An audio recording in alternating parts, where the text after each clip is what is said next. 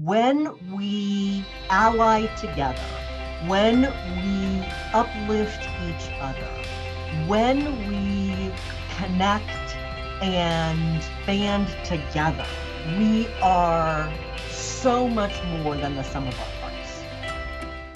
Welcome to Women We Should Know with international speaker, mindset reset mentor, author, and your host, Leslie Michaels. With audacious honesty and candor, the Women We Should Know podcast presents the wisdom and life-empowering insights of women who are the embodiments of innovation and social evolution. Please join Leslie as she shares potent conversations that will inspire your personal and professional evolutions. Welcome to the cost of not paying attention and Women We Should Know. This is a very different kind of episode today. This is a crossover podcast with me, Janine Hamner Holman, and my great friend, Leslie Michaels. Hi, everybody. So Leslie has an amazing podcast called Women We Should Know. If you haven't listened to it yet, please check it out. And I have an amazing podcast called The Cost of Not Paying Attention. And today we are doing these two podcasts as one. How fun is that? How fun is that? I know. And I just want to say, women, any of you out there who've been subscribing to Women We Should Know that have not checked out The Cost of Not Paying Attention yet, what are you waiting for? And any of you listeners out there, men, women, otherwise, who are subscribers or just listeners occasionally to The Cost of Not Paying Attention, if you haven't checked out Women We Should Know, get on it, people. It's an awesome podcast. Leslie is a great friend. She has an amazing book that is coming out in June of this year, June 2020, called On the Shoulders of Mighty Women. Do I have that right? That's right. And I am a contributor. Yes, So, Janine wrote a wonderful, wonderful section on a really important topic that we're going to touch on today. So you're going to want to check out what she contributed. And I'm so grateful, Janine. oh, it was truly my honor. So Leslie and I met, gosh, like 2.5 years ago now. Mm-hmm. And we fell in love about 2.5 years ago now. Exactly. Yeah, we fell in love pretty fast. And we fell in love in part because part of what Leslie stands for is that women, when we ally together, when we uplift each other, when we connect and band together, we are so much more than the sum of our parts. Mm-hmm. And so Leslie saw something, I don't know, in me, and I saw amazingness in her. And we immediately started getting the idea that there could be cool things hatched in this connection. I took one look at Janine and said, that one right there, she's fine. I knew that was the audacious woman that I wanted to create big things with. And so we'll see what we can do. Yeah, well, I think we're well on our way.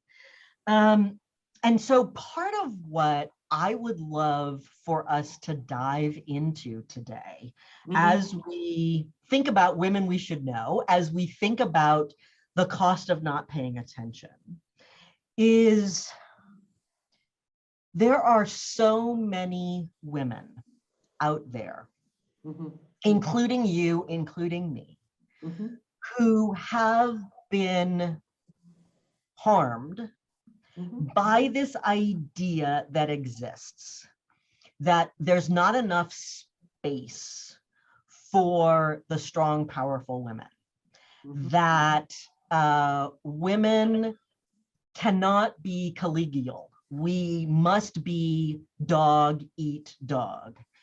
And I have been eaten by dogs. You have been eaten by dogs. And I'm sure that there have even been times when I was a dog who ate another. Yes. And as I have trod upon this earth, these last 57 years, one of the things that I have realized is, in partnership with women like you, is that one of the things to which we are not paying enough attention is the power and the difference that women can make in organizations, in workforces, when we show up as women, as opposed to try and show up like men. Right. Try and model ourselves after who it is that they have been in the workplace. That's right. And so one of the things that you and I were talking about is that there are so many women who have either been the dog and don't want to be the dog anymore, Right. who have been eaten and don't want to be eaten anymore, who have been wounded, or who were smart enough in the beginning to just realize, I don't want to play that game. And they took their marbles and they went somewhere else. And so if all of us women who have figured out what it looks like to be a strong, powerful woman and not a man in the workplace can come together and create alliances and create platforms and power stages for each other, that is where an enormous amount of transformation and juiciness and fun and verve and so many grand things in the world can lie. And so I want to explore that idea with you today. Absolutely.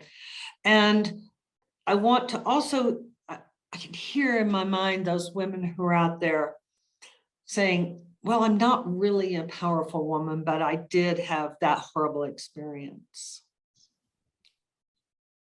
If you had that horrible experience, may I suggest that you don't know how powerful you are, because those experiences cause us to hide away from ourselves. Yeah. And if you were harmed in that regard, not everyone can be the CEO. Right. And if we have women in every level of business along the way who are working in collaboration with each other, it becomes not only a kinder and more gentle environment, but it becomes a more successful environment. Janine, I am sure you've seen the numbers. The quarterly reports come out, and quarter after quarter, women-owned, women-founded, women-run businesses are outdistancing the majority of the male-owned, male-run businesses in terms of stability, in terms of quarterly gains, in terms of turnover. They're being able to create solid communities. And that's what women can do, because men, biologically, psychologically, and sociologically, are transactional. Women are relational. And so I'm suggesting and putting it out there that let's use our inherent talents. Yet let's use the inherent talent of being relational. Let's use the inherent gift of having a 70% higher empathy. I knew I'd find the word eventually. Empathy quotient. I just had to chase it down the road a bit. Empathy quotient. Let's bring those. And instead of letting them be used against us in silly little things like women are too emotional or all that, we've heard them all, but I don't need to repeat.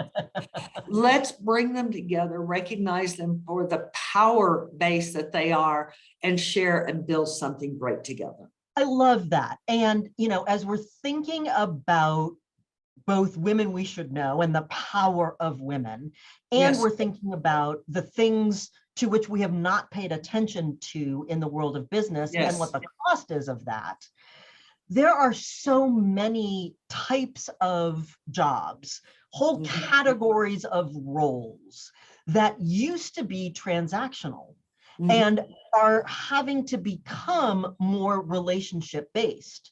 So right before COVID happened, I think literally like the month before the lockdown happened in March 2 years ago, I heard a tax guy who used to work for the IRS do a presentation about how the whole world of accounting, which used to be very transactional, in part because of what's happening with AI, is having to become much more relationship based.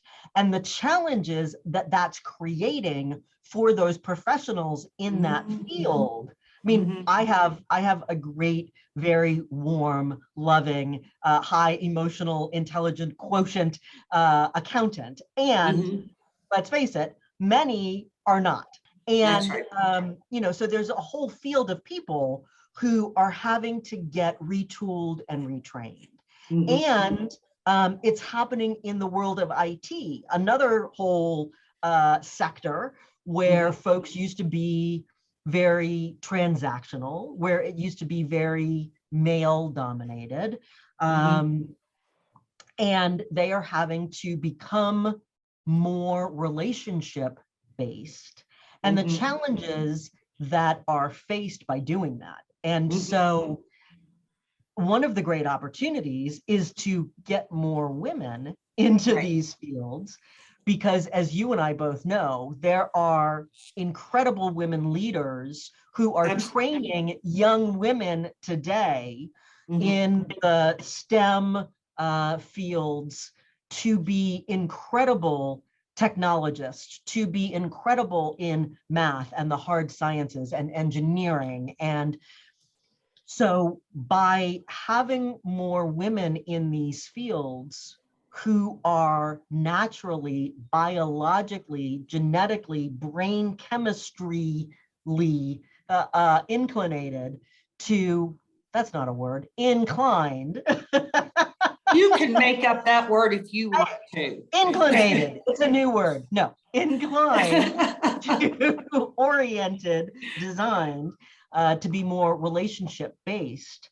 I think it will over the long term have that impact. And as we think over the short term, I think that there are enormous skills and transformations that can be created by women leaning into their own power. And as you said, if you're out there and you're a woman who thinks, I'm just not really all that powerful, I would challenge that. And think about the things that you've been through in your life. Think about the resilience that you have had to create and develop. I don't know a woman who's not powerful in her own realm. One of my favorite stories to share, they say women are not as good at negotiation, those they people talk about women are not as good at negotiation. And there are many women who I hear support that idea.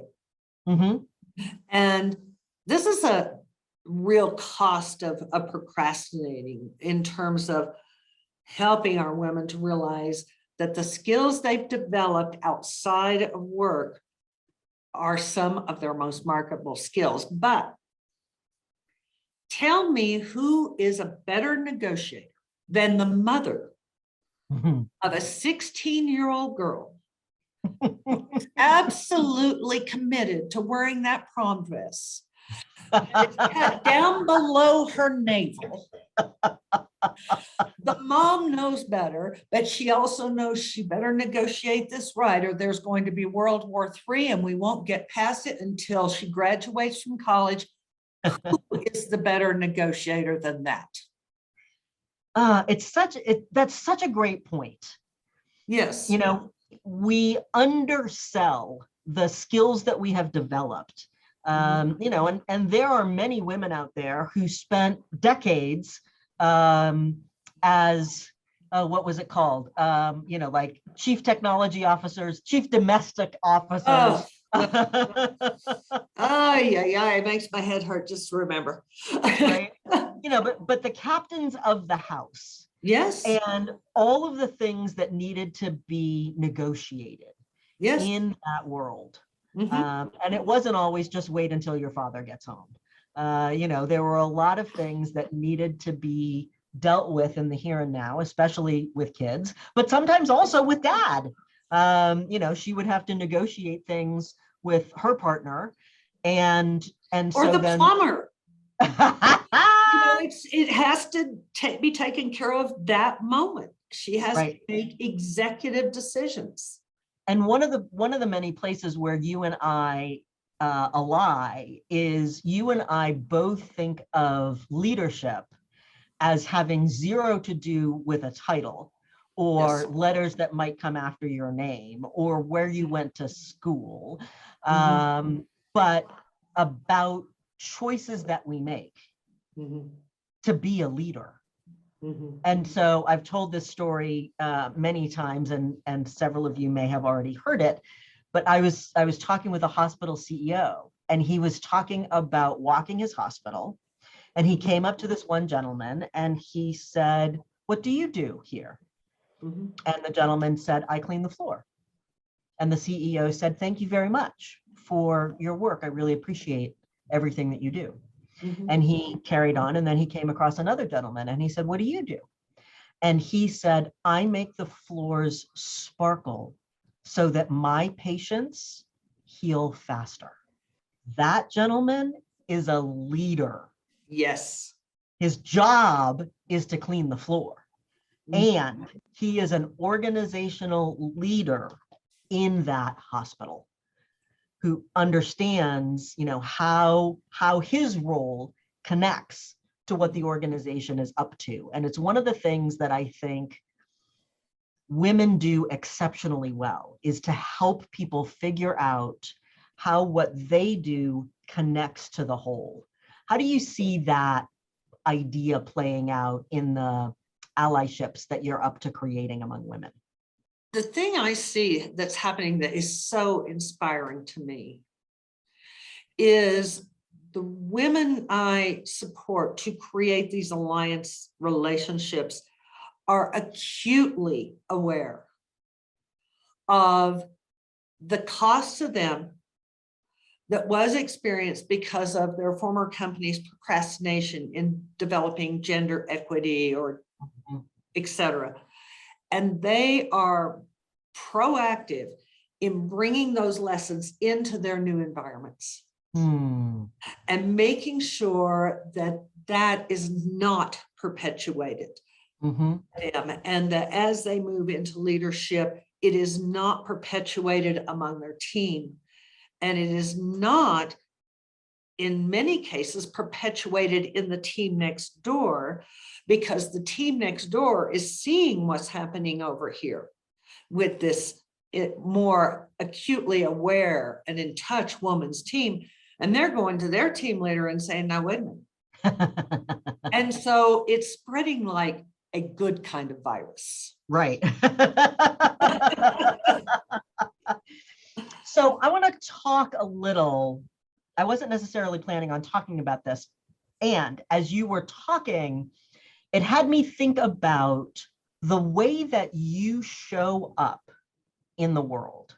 The way that you show up is the way that you, Leslie, show up in the world is I am here. I am excited. I am ready to partner with you to uplift you and be of service.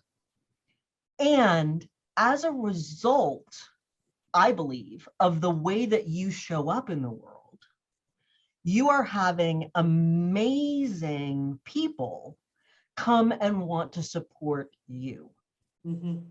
Many of them are, probably not by coincidence, are women who also have amazing platforms Mhm. and want to raise you up, hold you up, help support what it is that you're up to in Mhm. the world.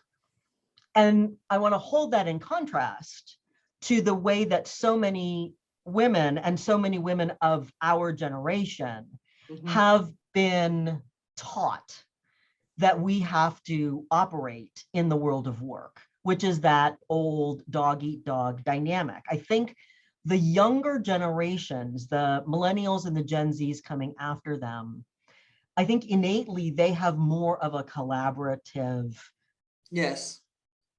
bent.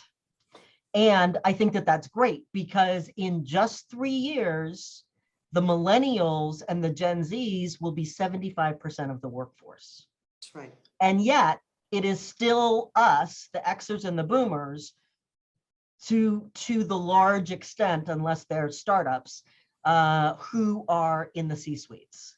And so I think that there is a great lesson to be learned by the way that you show up in the world and the things that have been happening with and for you recently.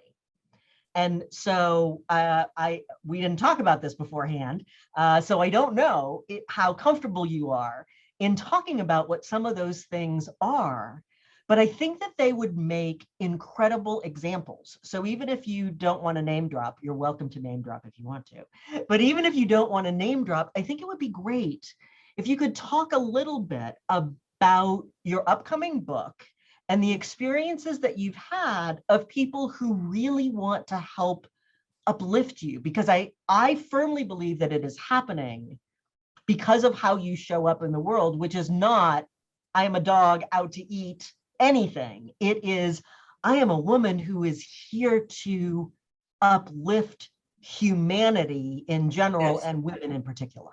Thank you, Janine. And it is true. And I want to start this with, or by saying that this has always been true in my life. At this point, yes, I am magnetizing to myself names that are known internationally. Yes. Women who are known by their first name only. That kind of recognition. Right. But I have always drawn to me exactly what I was willing to see myself as. And so I say that as an invitation to all of the listeners out there to not procrastinate on looking in the mirror every day to find just one more fabulous, not just borderline acceptable, but fabulous thing about you. Because it has been, as I've been going through this life, and I speak about a number of my early mentors who were great notable women of their time back then, who lifted me up. And then the next ones lifted me up, and the next ones lifted me up. Number one, it taught me that just what I shared with you, as much of myself as I was willing to see, that's who came into my life. It taught me the extraordinary fulfillment of passing that forward. And it is teaching me now that it doesn't, and when I say now, I've been procrastinating on recognizing this one, y'all. We all procrastinate. It's just, when are we going to stop, and what are we going to stop procrastinating about?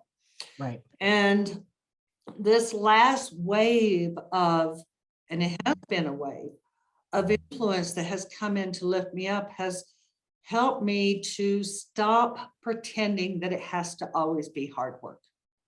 That it can be fun and it can be fulfilling, and at the same time doesn't have to be an enslavement.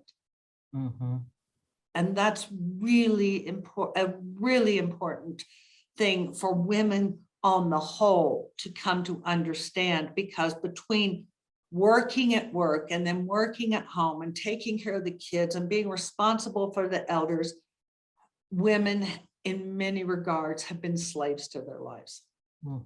And so as of this week, I haven't even had a chance to talk to you about this yet, but as of this week, part of my invitation, which is always evolving, is how much life are you living? How much life are you living? So, yeah, On the Shoulders of Mighty Women is coming out, and I know, I do not believe, I know that one of the reasons that it is drawing such attention from women of tremendous stature is because it is what it is. It is a collaborative work of amazing women like my beautiful Janine here, our beautiful Janine here, to Dr. Shelley Grunig, who has been teaching STEM to kids because she wanted to give something to her daughters that they could carry forward. And just, you might not have heard this, Janine, but just in the last 6 months, she was named the 4th top STEM coach worldwide. Wow. She is taking young girls and teaching them not just STEM, but she's having them teach the younger kids. So she's teaching them leadership. And so, and as we go through the book, my dear Ann Gillis, been friends over 30 years, and she has been going around the world for all that time, advocating for women in many countries and in many disparate situations. And so what I know is that this book that you and I and these other beautiful women created, the reason it's getting so much attention is because it is exactly what we're talking about.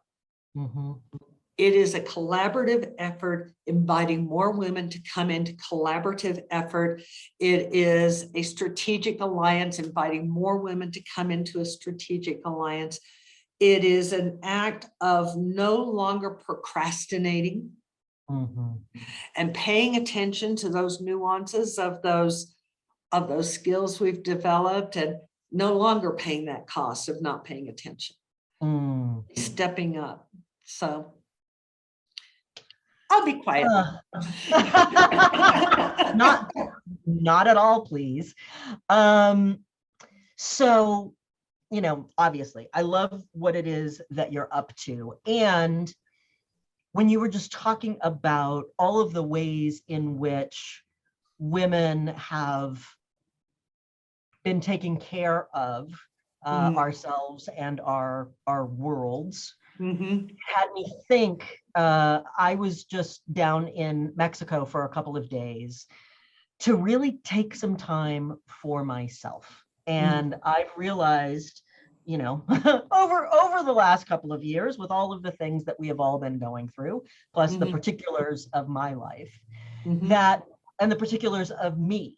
So when I was growing up, there was this idea that we had introverts and extroverts, and introverts were very quiet and shy, and extroverts could talk to a street lamp and have a lovely conversation. And that would be you and I. Except then I got this other definition, or this other way to look at introverts and extroverts, Yes. which is where we get our energy from. Ooh.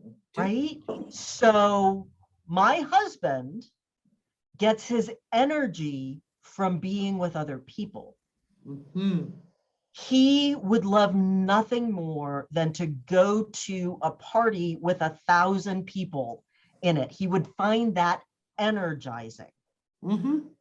That idea of going to a party with 1,000 people makes me want to crawl in a hole and cry. Really? That takes, yes, that, because that drains my energy. I get my energy from being alone. And so I realized, so obviously, with all the things that I do and the way that I show up in the world, I occur to the world as an extrovert, but I get my energy from being by myself. And so it takes something from me to show up in the world the way that I do. And for all of the other women who are out there who are like me, who get their energy from being by themselves, and goodness knows it has been hard to be by ourselves over this time in particular, I want to encourage you to find opportunities for solitude. Yes. So I took myself down to Puerto Vallarta. No, I did not go to Puerto Vallarta. I went to Rosarito Beach in Mexico for 4 days, all by myself. The dog, the cat, the husband, they all stayed home. And I read books and I listened to the ocean. That's all I did. And I came back feeling rejuvenated, having my energy restored, feeling like I have more of myself to pour into and give to all of the things that I care about and serve my clients and be a great partner to my husband and a mommy to our dog and our cat and mom to my stepsons and, daughter and all of the ways that we show up in the world. Right. So I want to, and I think it's one of the things as I think about the 2.5 years where you and I have known each other and and had our love affair, I have watched you move into the world and find opportunities, not to take yourself out of the world, but to go to patterns of rejuvenation and also then creativity. And so I want to pull that into our conversation to empower women in particular to think about from whence does our energy flow and how, do you get energized by running outside with a whole group of other runners or taking a walk in beauty all by yourself, regardless of what that beauty looks like to you? Right. Do you get your energy from being with a group of 1,000 people, which are harder to come by these days? Yeah. Do you love to read? Do you love to dance your butt off listening to crazy music? Where does your energy come from, and how can we pour more of that into ourselves and into each other? That's brilliant. And while you are considering all of these really important things that Janine brought forward, it is a chronic tendency of so many women. I've spoken with thousands of women over the years, and there is a tendency of similarity. I don't have time. Yep. The husbands, the kids, the this, the that. What is your cost for not doing this? I'd like to invite you to pay attention to what your cost is.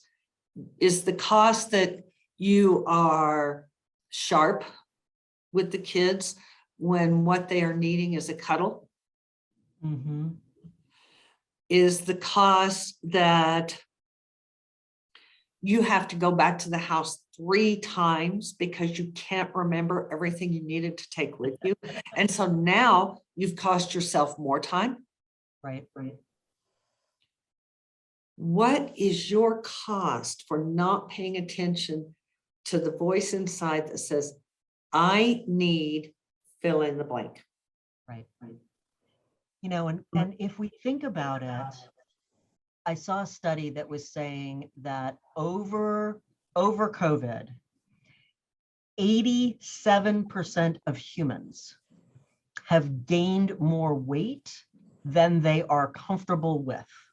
So for some of us, right? Yes, hands are raised. For some of us, that might be 5 pounds. For some of us, that might be the COVID-19, you gain 19 pounds. For some of us, that might be the 45 pounds, but for whoever we are, wherever we find ourselves on that spectrum, 87% of us have gained more weight than we are comfortable with. And so, and I would suspect, I don't know this, I haven't done the research to dive into the data. I would suspect that more women have gained more weight than they are okay with than men, because more women are prone to emotional eating. We are prone to, feeling frustrated or exhausted, and therefore thinking that, the solution is in the Haagen-Dazs or the Doritos or the chilaquiles or the, whatever our thing is. And that is certainly a cost. Yes. It may be, I was speaking with a young woman yesterday, and she was talking about, she loves her job. She loves her job. And she's feeling very blah about it. Her energy and her enthusiasm are not there. She can't find them right now. And as a result, she's making mistakes, and she's feeling like her boss is mad at her, and she's mad at herself. And so, I think there's all kinds of ways to look at what it is costing us as women. And certainly there may be men too, who, as you're hearing this, are like, oh yeah, crap. I can see that I am more short or sharp with my employees. I have less capacity for patience with my employees, with my children, with my partners, with my, whoever they are. And so I think, part of what you and I are about is creating a world in which, somebody said to me the other day, I love the opportunity to see all people as perfect, all people as divine, all people as perfect and whole, nothing. Not that we don't screw up, not that we don't make mistakes, not that we're not crappy sometimes, but that we ultimately, that we are all perfect and unique and divine. And so if we start from there, and that's part of the place that you and I start, and it's part of why we have had this love affair, is because we want all humanity to be able to see all humanity as perfect and unique and divine. That's part of our mission in the world, part of where we align. It's so true. Yeah. So what Janine is saying, if I may speak for you for a moment, Janine, is please, we want more playmates. Come play with us. Come play with just finding that new octave in your voice. Just starting out with, this person is perfect, but they may not always act perfectly. right. Right? Right. We're good at that with our children. You know, you did a bad thing. It doesn't mean you're a bad boy. But you did a bad thing. We're less good with that as we grow up and holding other humans, other Right. grown-ups as perfect and fabulous and whole when they screw up. But like, let's be real, people, we all screw up. We are all screw ups in many ways in our own lives. There's a wonderful line from the musical Rent. Everyone has baggage. I'm just looking for someone whose luggage matches mine. Yeah, And I always loved that line. right, it's so great. Yeah. And you know, we've all got our stuff. And so as women in particular, how can you today help raise up another woman? Whether it's just a smile, whether it's, I really appreciate that thing that you did, whether it's, I really appreciate that thing that you did for me. It then enabled me to go and do whatever magic it was that I created. Whether it's just, I love your shoes, you know, whatever we can do to raise each other up. Yes. To let go of this idea of competition. Yes. Unhealthy competition among women. And, you know, sometimes there are ways in which we compete that are great and that are fun, and we are all in the game together. But the unhealthy ways in which we compete. And I would invite you to take the next step. After doing that, after uplifting another woman, take one moment for yourself and notice how much better that made you feel about you. We truly do feel better about ourselves when we uplift someone else. And if Janine and I had another hour, we could quickly explain the brain science to you, but you'll just have to take our word for it right now. And then give it a try, and then you'll know it for yourself. And prove it to yourself. Exactly. Take a moment and notice how much it makes you feel better, because it literally creates a different body chemical mix to move. And the more you feel better about helping someone else feel better, the more you're going to want to make someone else feel better. It's a simple formula. And then come play with Leslie and me. Come, let us know. We both have websites. We both have podcasts. Please let us know what you're doing out there, how you are helping uplift other women. Join us on LinkedIn. Come create those positive conversations in the world about what you're creating out there. How? Please. Yes. Yeah. Yeah. We want to hear it. And we'll share. Absolutely. Yes, we will.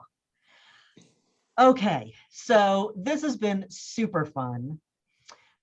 This has been the first, and maybe not the last, crossover episode between the women we should know and the cost of not paying attention. I am Janine Hamner Holman. I am Leslie Michaels. Until next time. Thanks for tuning in, everyone. We hope you received inspiration for expanding your own social innovation and influence. Help us inspire others by sharing this episode and leaving your comments over at lesliemichaels.com/podcast. For more tips, insights, and support in creating a fully audacious, professional, and personal lifestyle you love, visit our Women We Should Know community on Facebook.